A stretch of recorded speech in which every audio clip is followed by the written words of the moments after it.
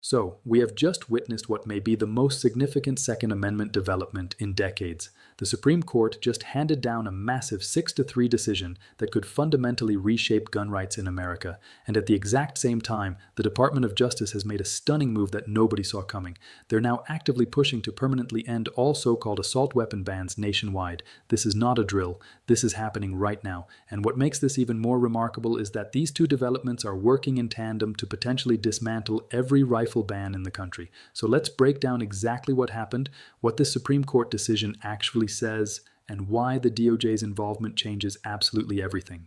Now, before we dive into this, if you want to support the channel, one of the best ways to do that is simply to subscribe. Make sure you hit that subscribe button and turn on all notifications because developments like this are happening fast and you're going to want to stay updated as this situation continues to unfold. I also want to thank our sponsor, Attorneys on Retainer. When it comes to legal protection for self-defense situations, they provide coverage that's backed by actual attorneys who understand your rights. They've been expanding their benefits constantly to give members the best possible coverage. And right now they're offering a special promotion for new members. I'll leave that link down in the description below, but again, thank you so much for making this channel possible and for supporting Second Amendment content. If you've been following Second Amendment news, you know that we've been tracking multiple cases as they've been heading toward the Supreme Court. We talked about how rifle and magazine ban cases were all converging at the perfect moment. We discussed how this could be the breakthrough where the court would finally have to address the question, are AR-15s and standard capacity magazines protected by the Second Amendment? Well, that moment has arrived, and the Supreme Court just delivered an answer that is going to send shockwaves through every state that currently has an assault weapon ban on the books. This is exactly what the Second Amendment community has been waiting for since the Bruen decision. We've been tracking the relists, we've been tracking the circuit splits, and now it looks like the perfect storm has finally made landfall. For years, the Supreme Court has been criticized for punting on the issue of semi-automatic rifles.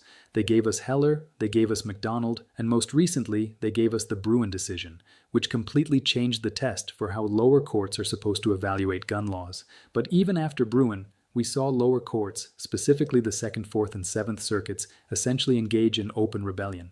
They've been using mental gymnastics to claim that AR-15s aren't arms, or that they are highly unusual, trying to bypass the common use test that Heller established. But now, that era of rebellion has come to a screeching halt.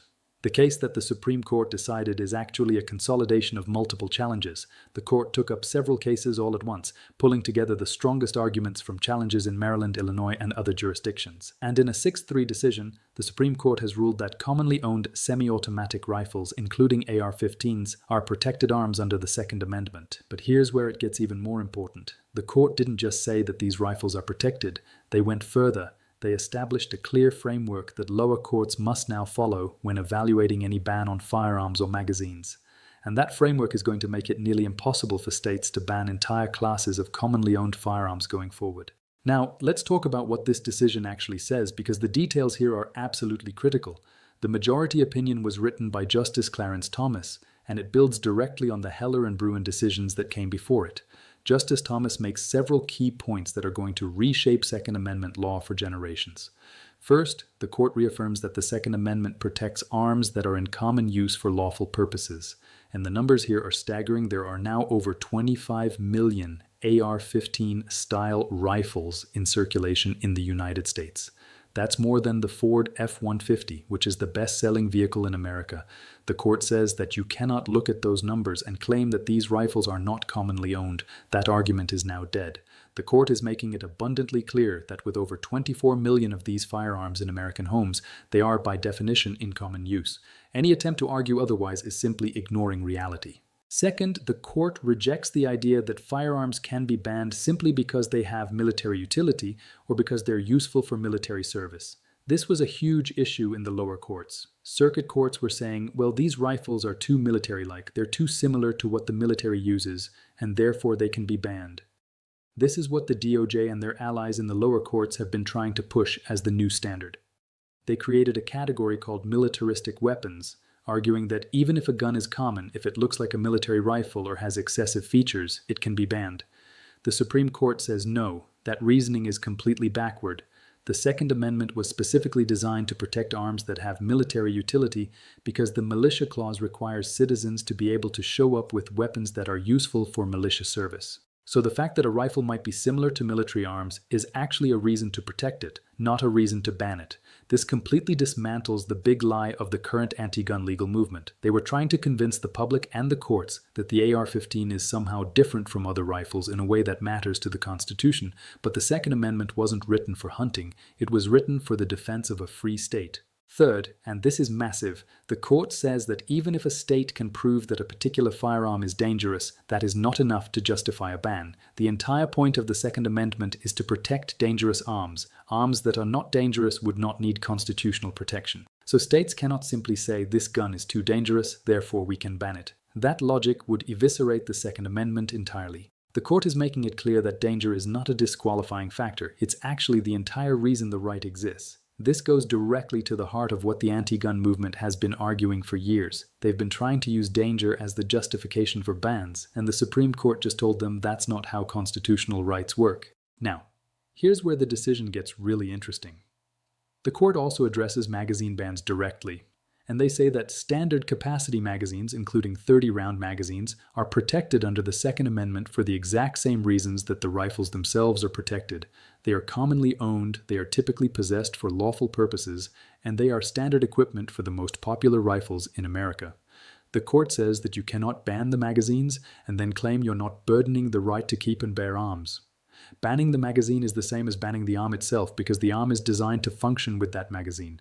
This is a critical piece of the ruling because it means that states can't try to get around the decision by saying, okay, you can have the rifle, but we're going to ban all the magazines that make it functional. That loophole is now closed. So that's the Supreme Court decision. But here's where things take an absolutely stunning turn. At almost the exact same time that this decision was released, the Department of Justice filed a brief in multiple pending cases across the country. And in that brief, the DOJ is arguing that in light of this Supreme Court decision, all assault weapon bans and all magazine capacity restrictions should be struck down immediately. Now you might be thinking, wait, isn't the DOJ supposed to be defending these bans? Isn't the federal government usually on the side of gun control? Well, that's what makes this so remarkable. The DOJ has completely reversed its position. This represents an unprecedented shift in the federal government's approach to the Second Amendment. In a dramatic reversal of historical norms, the Department of Justice has spent the last several months actively filing lawsuits and amicus briefs to overturn assault weapon bans. The DOJ's Second Amendment section filed a lawsuit against the District of Columbia's ban and supported challenges to bans in Illinois and New Jersey.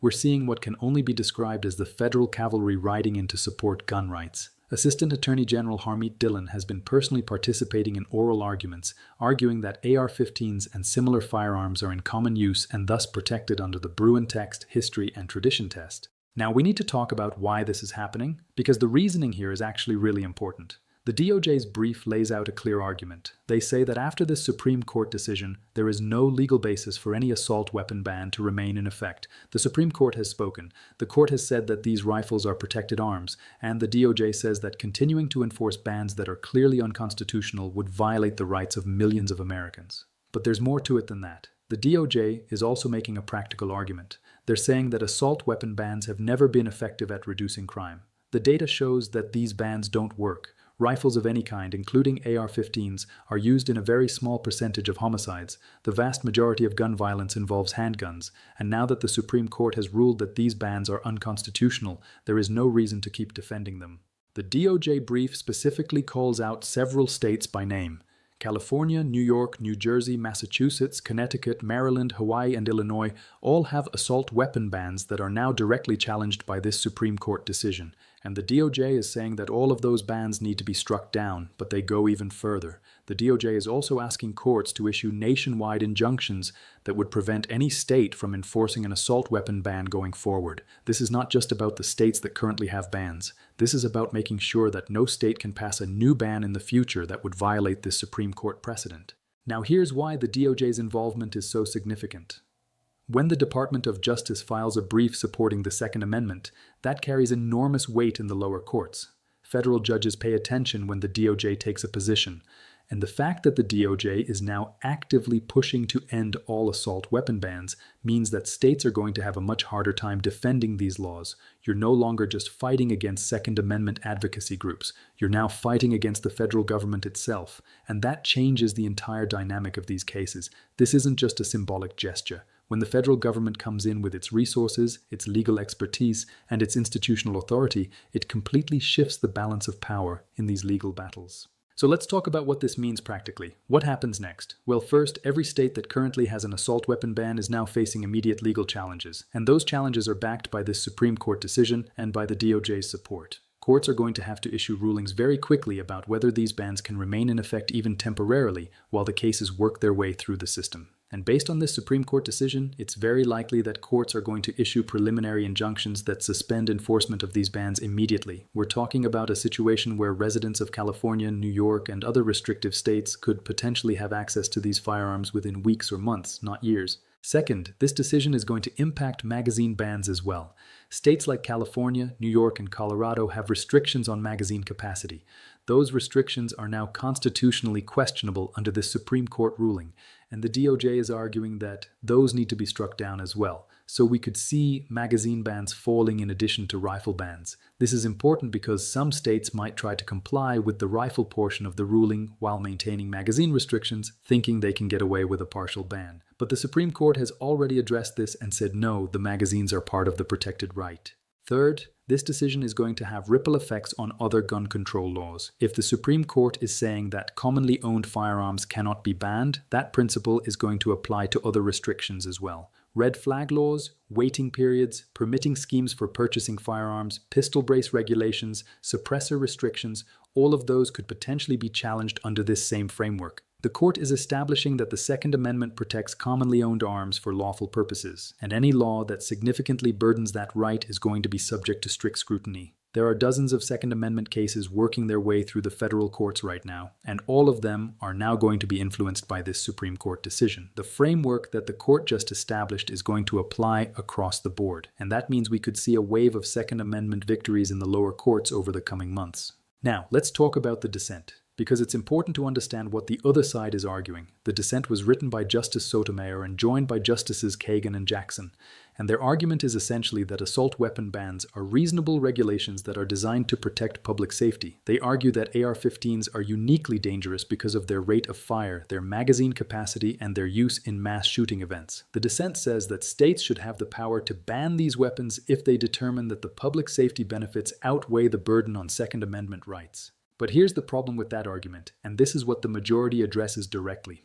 The dissent is asking the court to engage in a balancing test where judges weigh the government's interest in public safety against the individual's right to keep and bear arms. And the majority says, no, we are not going to do that. The Second Amendment does not include a balancing test. The right to keep and bear arms is a constitutional right, and it cannot be balanced away simply because the government asserts a public safety interest. If that were the standard, then no constitutional right would be safe. The government could always claim a public safety justification for restricting any right. They could restrict free speech by saying certain speech is dangerous. They could restrict freedom of religion by saying certain religious practices pose public safety concerns. Constitutional rights don't work that way. The majority also points out that the dissent's focus on mass shootings is misplaced. Mass shootings, while tragic, represent a tiny fraction of overall gun violence. And rifles of any kind, including AR-15s, are used in a very small percentage of homicides. The vast majority of gun homicides are committed with handguns, so if the goal is to reduce gun violence, banning AR-15s is not an effective strategy. And even if it were, the Constitution does not permit the government to ban commonly owned firearms simply because they could potentially be misused. The logic of the dissent would allow the government to ban virtually anything that could be misused, which would render constitutional protections meaningless. So where does this leave us right now? We are in the middle of a massive shift in Second Amendment law. The Supreme Court has just ruled that AR-15s and standard capacity magazines are protected arms. The DOJ is now pushing to permanently end all assault weapon bans nationwide. And states that have these bans on the books are facing immediate legal challenges that they are very likely to lose. This is the most significant Second Amendment development since the Bruin decision in 2022, and it could result in the complete dismantling of assault weapon bans across the entire country. Why is the 6-3 breakdown so critical right now? Because for a long time, there was a fear among some justices, specifically Chief Justice Roberts and perhaps Justice Kavanaugh, about taking a bridge too far. They didn't want to issue a ruling that would be so broad it would cause a national firestorm. But the landscape has changed, with Justice Thomas and Justice Alito leading the charge and Justice Barrett consistently siding with a text, history, and tradition approach. The middle of the court has shifted. What we are seeing now is a court that is tired of being ignored. When the Supreme Court issues a ruling like Bruin and says you must use history and tradition, and then a lower court says actually we think AR-15s are like tanks, so we're going to ignore you, that is a direct challenge to the Supreme Court's authority. This 6-3 breakdown isn't just about gun rights anymore, it's about judicial supremacy. The justices are now in a position where they have to take decisive action to prove that their words actually mean something. Now, you might be asking, what comes next? What should we be watching for? Well, there are several key things to pay attention to. First, watch for emergency motions in states with assault weapon bans. Gun rights groups are going to file motions asking courts to immediately suspend enforcement of these bans in light of this Supreme Court decision. Those motions could be granted within days or weeks. If that happens, residents of states like California and New York could suddenly have access to AR-15s and standard capacity magazines for the first time in years.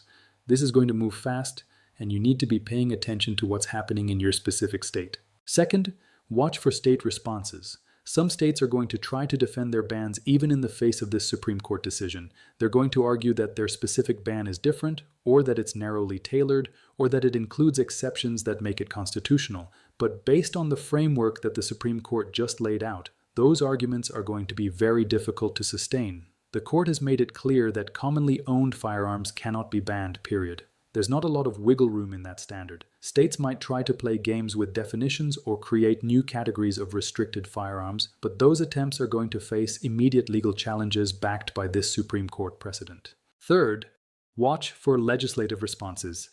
Some states may try to pass new laws that they think will comply with this Supreme Court decision while still restricting access to certain firearms.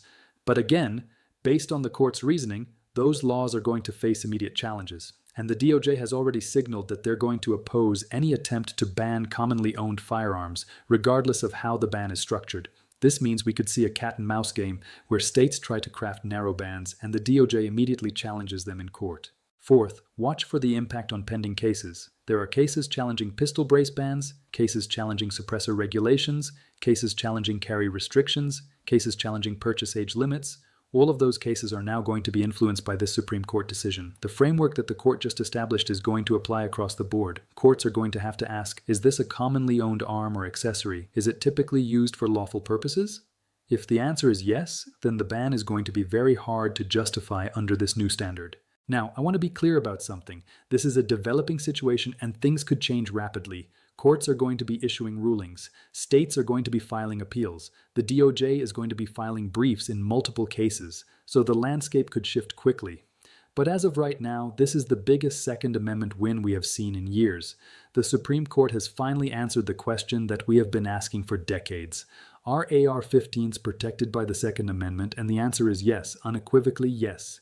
This is why I always say that this nation will be maintained by armed scholars. It's not enough to just own these tools. You have to understand the legal battle being fought over them.